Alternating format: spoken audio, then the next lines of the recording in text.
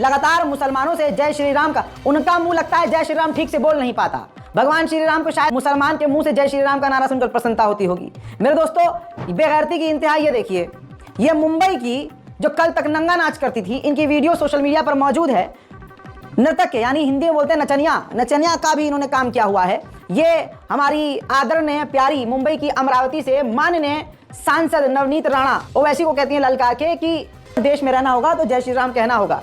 इससे ये बात क्लियर हो गई है। शुरुआत में जो आपको तस्वीर दिखाई है, ये लोग किस पार्टी से हैं, किस मजहब से हैं और ये आइडियोलॉजी दे कौन रहा है। भाजपा और हिंदूवादी नेता के अलावा ये आइडियोलॉजी कोई नहीं दे रहा है, जिसकी वजह से सीधे साधे हिंदू भी भड़क कर इस वक्त क्रिमिनलाइज हो रहे हैं। मुसलमानों के खिलाफ इस सरकार में और आज के हिंदुओं में नफरत कितनी है, इस बात से समझ लीजिए कि प्रशासन भी जानबूझकर सिर्फ एक तरफाई कार्रवाई करता है। समझ न पाया वो एक सिख इंसान समझ गया, जिसका वीडियो सोशल मीडिया पर वायरल है। और ये मस्जिदों में खुदाई हो रही है। तो हम ये मानते हैं कि कहीं ना कहीं जो मुस्लिम संगठन है उनकी कमी है। आज वो खुदाई के लिए परमिशन दे देते हैं, वो धरना प्रदर्शन नहीं करते, वो घेराव नहीं करते। ये मुस्लिम संगठन कमजोर है। आप एक गुरुद्वारे की ईंट तो ला के दिखाओ, आपको संसद की ईंट ला के दिखा देंगे। अपने मुसलमानों के जो उनके गुरु हैं मोहम्मद साहब हैं, उनके लिए उनको खड़ा होना चाहिए, उनका स्टैंड लेना चाहिए। अगर आप ही लोग अपने गुरुओं के लिए स्टैंड नहीं लोगे तो आज आपके देश के लिए, आपके लिए कोई स्टैंड नहीं। उधर मोहम्मद शमी ने रूबिका लियाकत को उसी के शो में जलील किया।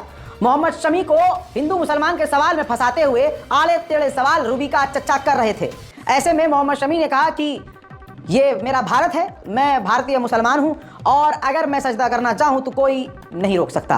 मेरे दोस्तों, ये गीला तमाचा जो पड़ा है, ये कहां कहां पड़ा है वो आप सोच भी नहीं सकते। लेकिन मोहम्मद शमी का ये वीडियो देखिए और शेयर जरूर कीजिए। वो कहते हैं कि भाई सजदा करने बैठा था, कर नहीं पाया, खौफ इतना था उसे। तो मैंने तो जवाब दे दिया कि आपको किसी में दम है तो मुझे रोक कर दिखाया, जहां मैं चाहूंगा मैं वहां पर सजदा करूंगा। जब मैं आज तक कुछ ना तो सजदा मैंने कभी ग्राउंड पे तो किया नहीं है, उससे तो हर इंसान डरता है, उसकी चौखट पे जाकर तो हर आदमी झुक जाता है। लेकिन मैंने कभी ग्राउंड पे सजदा किया ही नहीं है और ना मेरे दिमाग में ऐसा था। 5 विकेट मैंने पहले भी लिए, वो चीज साइड में कर दो। मैं उस दिन पिछले शो पे भी बोला हूँ ये बात कि मैं इंडियन हूँ, फख्र से कहता हूँ, मैं मुस्लिम हूँ, ये भी मैं फख्र से कहता हूँ। अगर मुझे सजदा करना है तो मुझे कोई धर्म, कोई इंसान, कोई नहीं रोक सकता। चलिए back to the prime topic. मेरे दोस्तों, दिल्ली की चांदनी चौक में मौजूद 450 साल पुरानी सुनहरी मस्जिद को गवर्नमेंट ने, जहां जमानत हो चुकी है, हर एक हिंदुओं का घर सुरक्षित रहे, इतनी हमें व्यवस्था खड़ी करनी। तो आप लोग इसमें लगिए, इतनी ही प्रार्थना है। जी हाँ, ये गिरफ्तार नहीं होगा, गिरफ्तार मुफ्ती अजहरी साहब होंगे। रिपोर्ट के मुताबिक, प्लान के मुताबिक, जो हिंदुओं ने प्लान किया उसके मुताबिक मौलाना अजहरी, जो मौलाना सलमान अजहरी हैं, उनके खिलाफ जो है उनके खिलाफ केस जो है दर्ज कर दिया गया है। पहला जूनागढ़, जहां जमानत हो चुकी है, कच्छ रविवार तक पुलिस की कस्टडी है। मडोसा में गिरफ्तारी बाकी है। मुंबई में भी FIR हुई है, गिरफ्तारी बाकी है। यानी कहने का मतलब यह है FIR बड़े आराम से हो भी रही है। और अगर इतनी आराम से FIR हो जाती है तो मुस्लिम संगठनों की जबान पर लकवा मार गया क्या, लल्ले पुंजे हो गए हो क्या? जाओ थाने पर, लिखो तुम भी और लिखवाओ तुम भी FIR। लेकिन यही तो मुसलमान मार खा जाते हैं। जब अपने के लिए बोलने की बारी आती है तो हम चुप रह जाते हैं। लेकिन दोस्तों, अब भारत के मुसलमान जाग रहे हैं। अब उनको पता है कि घर के अंदर भी मारे जा रहे हैं, तो इससे बेहतर यह है कि आवाज उठाई जाए। मौलाना अजहरी की रिहाई की मांग करते हुए देश भर में कई जगह प्रदर्शन हुए हैं।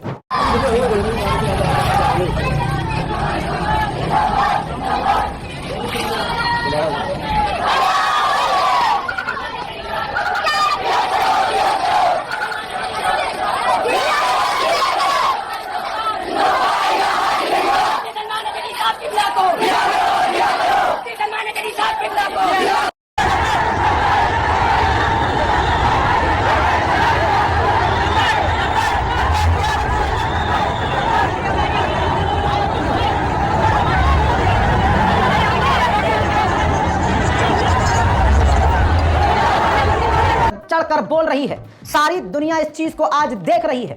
मेरे दोस्तों, सबसे पहले शुरुआत हिंदुत्व आतंकवाद की तस्वीर से करूंगा।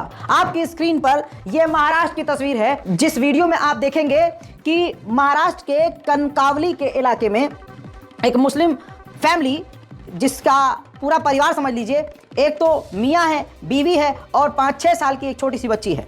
एक युवक को बुरी तरह से एक भीड़ इसलिए पीट रही है, वो हिंदू भीड़ इसलिए पीट रही है क्योंकि आसिफ से जबरदस्ती ये हिंदूवादी आतंकी JSR का नारा लगवाना चाहते थे, जबरदस्ती। जी हाँ, और आसिफ का कहना यह है कि इतना ही नहीं, जबरदस्ती जेएसआर का नारा लगवाते हुए ये मेरी पत्नी के साथ भी अभद्रता गंदगी कर रहे थे और मेरी बेटी के भी गाल पर लग गई थी और मैं बेटी को बचाने के लिए बेटी को कवर कर रहा था, जिसका फायदा उठाकर इन्होंने चारों तरफ से मुझ पर हमले किए। तो यह भारत के मुसलमानों की आज की तस्वीर है दोस्तों। जरा इस वीडियो को अलग से भी साउंड के साथ सुन लीजिए।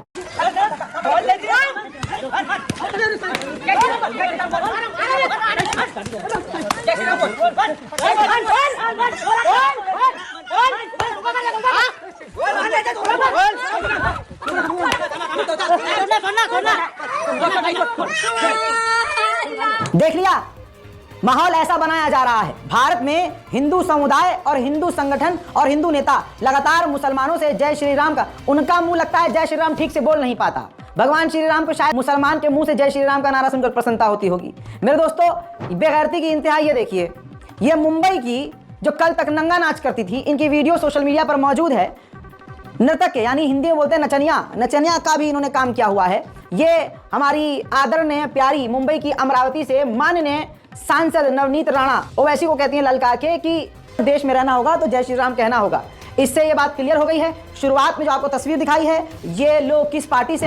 चलिए back to the prime topic. मेरे दोस्तों, दिल्ली की चांदनी चौक में मौजूद 450 साल पुरानी सुनहरी मस्जिद को गवर्नमेंट ने, इंडियन गवर्नमेंट ने पूरी प्लानिंग के तहत, षड्यंत्र के तहत मैप से ही गायब कर दिया। लाल किले के सामने मंदिर दिखाया गया है, गुरुद्वारा दिखाया गया है, लेकिन 450 साल पुरानी मस्जिद को गायब कर दिया गया है। संविधान का किस तरह से खेल किया जा रहा है, कानून का किस तरह से मजाक उड़ाया जा रहा है और पावर का किस तरह से घिनौना इस्तेमाल किया जा रहा है, ये कोई मोदी सरकार से सीखे। देखिए। अस्सलाम वालेकुम। मैं देखिए ये सुनहरी मस्जिद दिखा रही हूँ आपको। चांदनी चौक में 450 साल पुरानी मस्जिद है। आप लोग अजान की आवाज़ भी सुन रहे होंगे। और इसके बराबर में आप गुरुद्वारा देखिए, ये गुरुद्वारा है और आगे इसके आगे जो है वो मंदिर है और ये गुरुद्वारा है, ये मस्जिद है। अजानों की आवाज़ आ रही है आपको। ये बिल्कुल नक्शे में से गायब कर दी है, जो कि सरकार ने नक्शा पास करा है उसमें से ये गायब कर दी मस्जिद। नक्शे में मस्जिद होनी चाहिए। और ये फुवारा है, देखिए आप, फुवारा भी दिखाया गया है उसके अंदर, गुरुद्वारा भी दिखाया गया है, लेकिन जो है ये मस्जिद गायब कर दी। भाइयों, थोड़ा सा आवाज़ उठाओ, थोड़ा बोलो इस बात पे, थोड़ा ज़मीनी स्तर पे काम करो, सवाल करो उन लोगों से जिन्होंने ये नक्शे बनाए, जिन्होंने नक्शे लगाए और जो है मस्जिद गायब कर दी। अल्लाह के वास्ते क़यामत के दिन जो है अल्लाह ताला के सामने खड़े होगे, क्या जवाब दोगे? देखा आपने किस तरह से शातिराना अंदाज से कानून का इस्तेमाल करके हमारी मस्जिदों को शहीद किया जा रहा है या फिर हमारी मस्जिदों पर कब्जा किया जा रहा है। बड़े शातिराना अंदाज से मैप से हमारी मस्जिद को गायब किया जा रहा है। वहीं अब अपने मंदिरों को नया नया बनाकर छोड़ा जा रहा है। लाल किले के आसपास कोई मंदिर नहीं था, लेकिन लाल किले शाह जी ने कह दिया है कि चुनाव से पहले CAA लागू हो जाएगा और CAA किसी की नागरिकता नहीं छीनेगा। बल्कि ये बात आप तो अच्छे से जानते हैं कि ये सिर्फ चुनावी दावपेच है। और आपको ये भी मालूम है कि CAA किसी खास समुदाय को ही, बल्कि यूं साफ कह दूं, जब किसी से नहीं डरता तो आज क्यों डर के दिखाऊं? डरता तो किसी के बाप से भी नहीं हूं मैं, अल्लाह के सिवा। कमाल यही है, जो सर दिल से अल्लाह के आगे झुक जाए वो सर किसी के आगे झुकता नहीं है। तो सुनिए, मुसलमानों के खिलाफ CAA है, UCC का भी सारा सिस्टम आपको पता है कि सिर्फ मुसलमानों के खिलाफ ही सारे कानून बनाए जा रहे हैं। अब तो भैया गर्दन पकड़कर बोला जा रहा है, बोल जय श्री राम। मार दिया जा रहा है, पीट दिया जा रहा है, बच्चों के साथ माँ बाप को मार दिया जा रहा है, मॉब लिंचिंग कर दी जा रही है कि बोलो जय श्री राम। AIMIM के नेता ने जो बात कही है वो समझने लायक है और उनमें सच्चाई है। शौकत अली कहते हैं कि लगातार पूरे देश में मस्जिद और मदरसे को निशाना बनाया जा रहा है। विरोध करने पर मुसलमानों को गोलियां मारी जा रही हैं या जेलों में डाला जा रहा है। हमारे वोटों की सौदागर पूरी विपक्ष को सांप सूंघ गया है, कोई बोलने को तैयार नहीं और हम हैं कि इनसे उम्मीद लगाए बैठे हैं। बात बिल्कुल सही है दोस्तों। आज राहुल गांधी की चोंच बंद है। इतना सारा मुसलमानों के खिलाफ खेल हो गया, तमाम विपक्ष के नेताओं की चोंच बंद है, लेकिन वोट मुसलमानों को उन्हें चाहिए होते हैं। हमें समझना होगा। अजमेर की दरगाह को तो उन्होंने कह दिया कि हमारा है, वो मंदिर है, लेकिन बेगैरत मुसलमान पूरी तरह से इस पर FIR करने के लिए खड़े नहीं हुए कि आपत्तिजनक बयान है, विवाद स्थापित बयान है, इससे हालात खराब होगा। कुछ नहीं हुआ, हमने ढील दी, हमने अपनी चोंच बंद रखी। उसके रिजल्ट में आपकी स्क्रीन पर ये देखिए, अजमेर के बाजार में RSS की सेना ने हथियार लेकर परेड की है। इस तरह से मार्च करने की जरूरत क्यों है? मकसद क्या है? देखिए और समझिए। अजमेर के दरगाह बाजार में RSS कार्यकर्ता परेड कर रहे हैं। आपको मालूम है कि ये किसके खिलाफ हैं? आपको मालूम है कि ये हथियार किसके खिलाफ इस्तेमाल करेंगे? कल घर घर से बिल्किस बानो निकलेगी, बच्चों के गर्दनों को काट दिया जाएगा। शायद यही किया जाएगा। ये RSS की सेना चीन के बॉर्डर पर क्यों नहीं जाती? ये RSS की सेना पाकिस्तान के बॉर्डर पर जाने की औकात क्यों नहीं रखती? आखिर इनके कच्चे क्यों फट जाते हैं? ये जम्मू कश्मीर में आतंकवादियों के खिलाफ बॉर्डर पर तैनात क्यों नहीं होती? ये म्यांमार के बॉर्डर पर तैनात क्यों नहीं होते? ये कच्ची गैंग मणिपुर में क्यों नहीं जाती? सवाल का जवाब किसी के पास नहीं होगा। जवाब यही है क्योंकि ये कच्ची गैंग सिर्फ मुसलमानों के खिलाफ है। एबीवीपी और